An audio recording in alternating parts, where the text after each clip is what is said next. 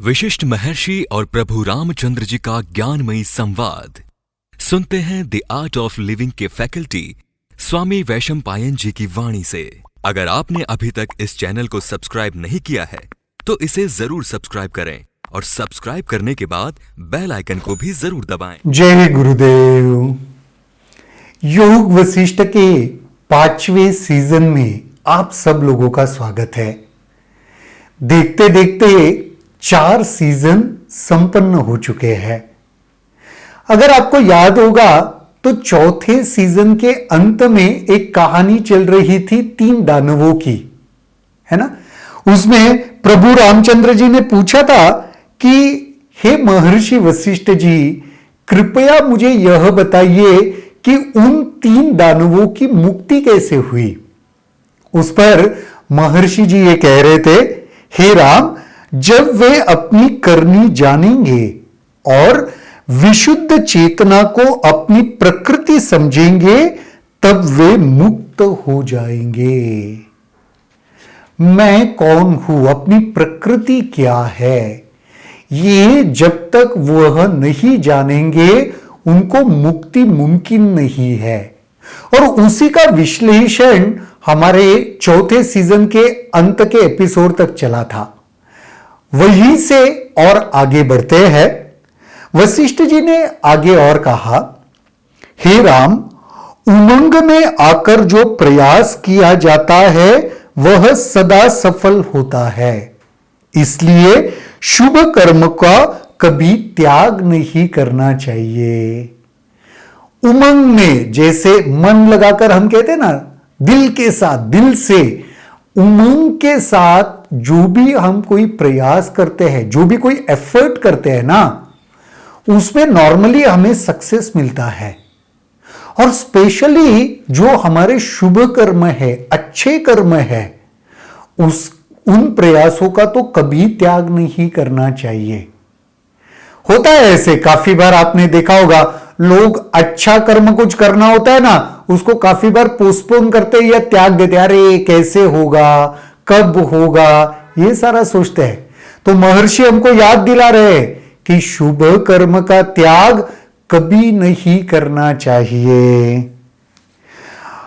आपको निश्चित रूप से ज्ञात होगा कि आत्मज्ञान ही पूर्ण रूप से दुख और सुख विनष्ट करने में समर्थ होते हैं। हे प्रभु रामचंद्र जी, अभी तक तो आपको पता भी है और याद भी होगा क्या, कि आत्मज्ञान ही एक चीज है जिससे सुख और दुख समूल खत्म हो सकते हैं। अतः उमंग भरा प्रयास केवल आत्मज्ञान प्राप्त करने के लिए होना चाहिए। तो हमारा ये जो उमंग भरा शुभ कर्म का जो प्रयास है ना, वह आत्मज्ञान को पाने के लिए ही होना चाहिए। आगे कहते, तुमने पदार्थों से सुख प्राप्ति के लिए जो भी धारणा की है उससे तुम्हें बचना चाहिए। काफी बार होता है ना, आत्मज्ञान के लिए चाहत नहीं उठती। ऐसे नहीं लगता कि आत्मज्ञान के लिए प्रयास करना चाहिए, मैं कौन हूं ये जानने के लिए एफर्ट्स डालने चाहिए। उसके जगह पर कौन से विचार उठते, कोई वस्तु कैसे मिलेगी, कोई पदार्थ में अभिरुचि आती है, व्यक्ति में अभिरुचि आती है। ऐसे लगता है मैं उसको कैसे पाऊंगा। तो इन सारे जगह पर अगर आप अपना प्रयास लगाओगे ना, तो फिर मुक्ति नहीं मुमकिन, फिर दुख अनुभव करना पड़ता है। संयम का अभाव और अभ्यास, ये दोनों ही परम ब्रह्म में एक ही है। अगर किसी चीज का अभाव और किसी चीज का अभ्यास, आपको लगता है ये दोनों एक ही चीज है। देखो ना, हम अभ्यास कब करते हैं, जब किसी चीज का अभाव हो तो अभ्यास करना पड़ता है ना। अगर ऑलरेडी कोई चीज आपको प्राप्त है तो उसके लिए आप अभ्यास क्यों करोगे। अभ्यास तो तब तक करना पड़ता है जब तक वो प्राप्त नहीं है। तो महर्षि जी क्या कह रहे हैं कि किसी चीज का अभाव, ये जो परम ज्ञान है, आत्मज्ञान है, उसका अभाव और उसका अभ्यास, परब्रह्म में तो वास्तविकता एक ही है, लेकिन संयम का अभ्यास करने पर अत्यधिक प्रसन्नता होती है। देखो, भले मैं अभ्यास कर रहा हूं, अभी भले मुझे वह अल्टीमेट प्राप्त नहीं हुआ है, लेकिन वह अभ्यास करते हुए भी मुझे खुशी मिलती है, सुकून मिलता है। हम नहीं करते क्या साधना, है ना? रोज नियमित हम साधना करते हैं। अगर कोई पूछे आप एनलाइटेंड हो क्या, तो कोई कहेगा नहीं, शायद मैं एनलाइटेंड नहीं हूं, लेकिन वह एनलाइटनमेंट की प्राप्ति के लिए भी साधना आवश्यक है, और वो साधना करते करते भी कितनी खुशी मिलती है ना? तो उसका अभ्यास जो है वो भी अत्यधिक खुशी देने वाला, प्रसन्नता देने वाला होता है। इसलिए आत्म संयम का अभ्यास करो और अहम भाव को छोड़ दो। इसलिए आत्म संयम का अभ्यास करो, भले वो प्राप्त नहीं है, कोई बात नहीं, लेकिन नियमित उसका अभ्यास करते रहो, अपने अहम भाव को त्याग कर। जब इस मैं को, ये जो मैं है, उसको जब हम नहीं समझते, वो क्यों होता है? जब चेतना असीम है, लेकिन अज्ञान की वजह से एक अहम भाव उत्पन्न होता है और वो मैं की धारणा करता है, और हमें सब कुछ अलग और मैं अलग हूं ऐसे प्रतीत होने लगता है। जब ये मैं ठीक से समझ में नहीं आता ना, तब इस असीम चेतना में अशुद्ध धारणा के रूप में प्रकट होता है। लेकिन जब ये मैं क्या है ये समझ में आ जाता है ना, तो तब उसमें अभिप्राय असीम चेतना से ही होता है। जब तक मैं कौन हूं ये नहीं समझे है, तब तक ये अहम भाव बीच में बना रहा, अलग अलग, सब कुछ अलग अलग द्वैत बना रहा। लेकिन जिस समय ये समझ में आ गया कि मैं कौन हूं, उसी पल से ये असीम चेतना बन गया। परम पूज्य श्री श्री रविशंकर जी भी ना एक बहुत सुंदर कहते हैं, उदाहरण देते हैं। वह कहते हैं कि लोग कहते ना कि गुरुजी मैं मेरे अहम भाव को कैसे निकालूं जीवन से। गुरुजी कहते हैं उसको निकालने की जरूरत नहीं है, उसको बड़ा करो। क्या करो? उसको बड़ा करो। हम नॉर्मली कहते हैं ना अहम भाव यानी क्या, ये मेरा घर है, ये मेरा परिवार है, ये मेरा बिजनेस है।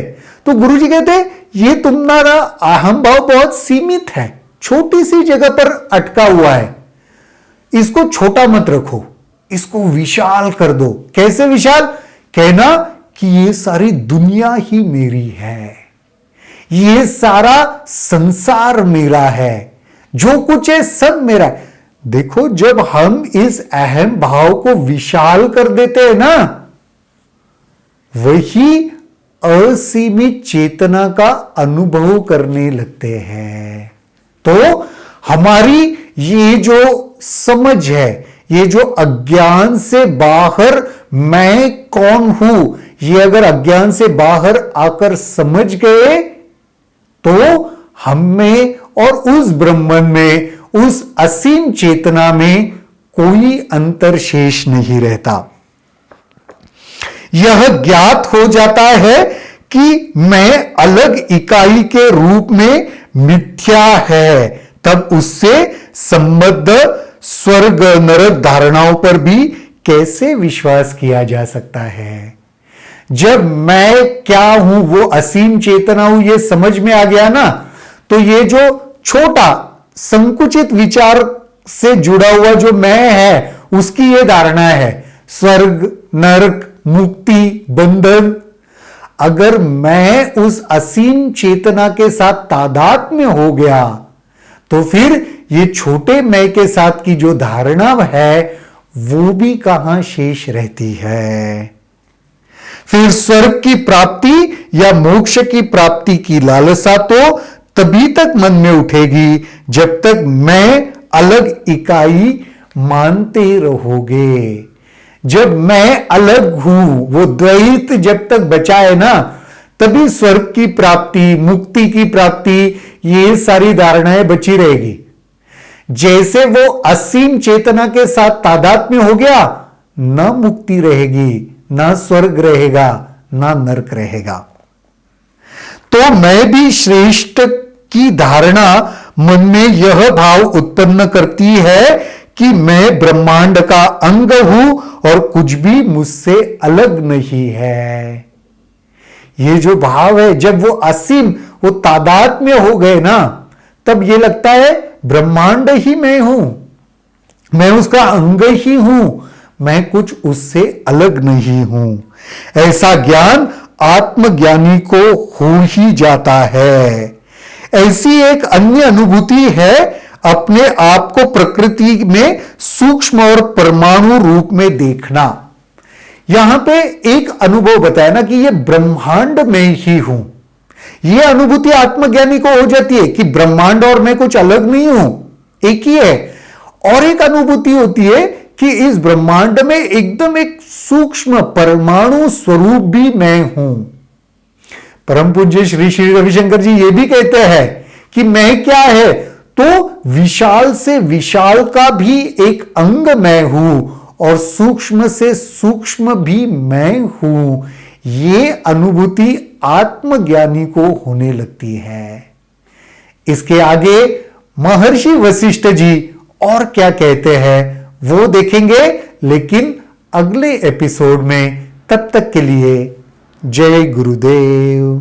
अगर आपके इस वीडियो को लेकर कुछ सवाल हैं तो कमेंट सेक्शन में जरूर लिखें, जिसके ऊपर हम आने वाले वीडियोस में चर्चा करेंगे।